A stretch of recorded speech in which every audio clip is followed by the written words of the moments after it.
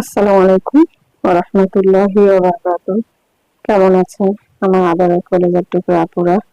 আল্লাহ সবাইকে ভালো সুস্থ রাখার তৌফিক দান করুন, এই দোয়া সবসময় করছি এবং আপনাদের দোয়া আশীর্বাদে আমিও ভালো আছি। আলহামদুলিল্লাহ, আল্লাহর কাছে শুকরিয়া জানাচ্ছি। আপুরা, আজকে আমি গরুর ভুঁড়ি রান্না করব। তো আমি কড়াই বসিয়ে দিয়েছি। এর মধ্যে ছোট সাদা এলাচ, লবঙ্গ, দারচিনি, তেজপাতা দিয়ে দিলাম। এবার আমি সরিষার তেল দিয়ে দিলাম।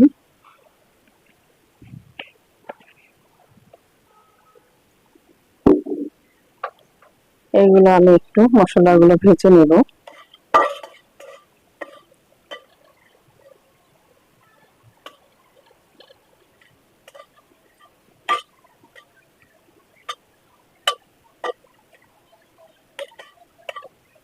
বেশি ভাজবো না, হালকা করে ভেজে নেব।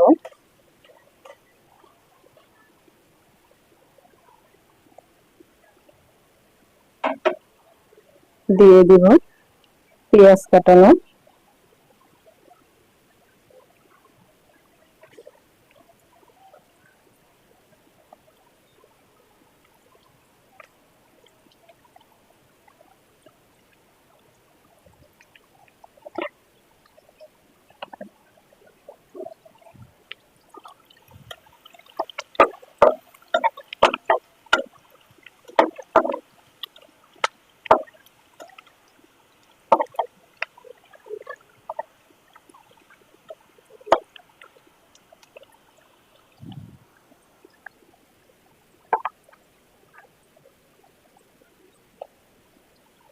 পেঁয়াজ কাটা দিয়ে দিলাম।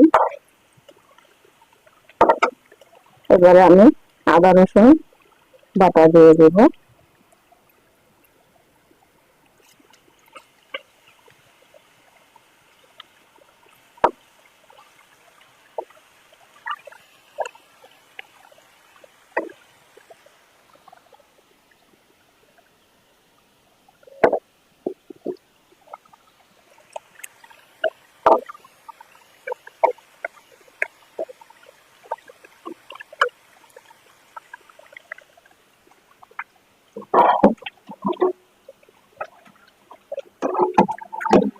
সামান্য একটু পানি দিয়ে দেব।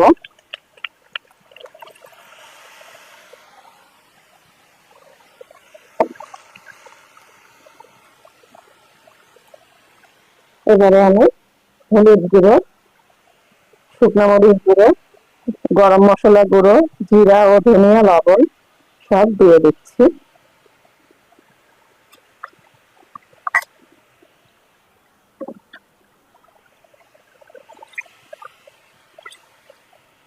আমি এবারে মশলাগুলো ভালো করে কষিয়ে নেব।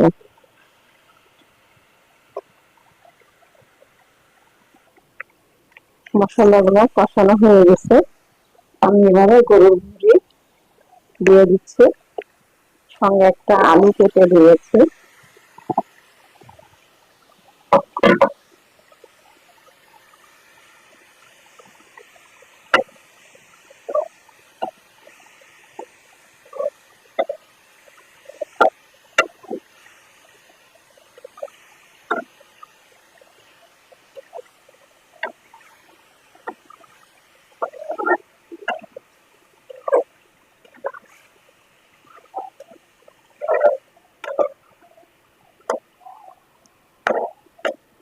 ভালো করে আমি নাড়াচাড়া করে দিলাম।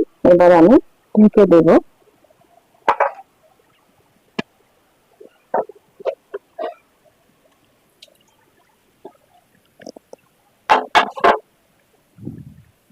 আপুরা, গরুর ভুঁড়িগুলো আমি ভালো করে কষিয়ে নিলাম। আরো কিছুক্ষণ হবে। আর গরুর ভুঁড়ি নিয়েও যত কষাবেন তত খেতে মজাদার হয়। আর না হলে একটা গ্যাস করে, এটা গ্যাস ভালো লাগে না গন্ধটা। আর দেখুন কালারটা কত সুন্দর হয়েছে।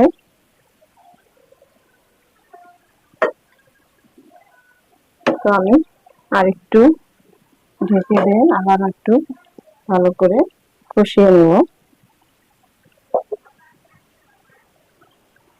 আপুরা, বট রান্না হয়ে গেল।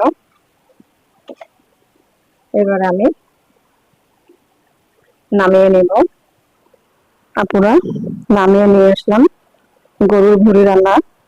তো আপনাদের কাছে কেমন লেগেছে অবশ্যই কমেন্টে জানাবেন। লাইক দিন, বেশি বেশি করে শেয়ার করুন। দোয়া চাই। ছোট্ট রান্নাঘর চ্যানেলটিকে সাবস্ক্রাইব করতে একদমই ভুলবেন না। যারা নতুন আপুরা দেখছেন, পাশে বেল বাটনটি ক্লিক করে আমার ভিডিওর পাশেই থাকুন।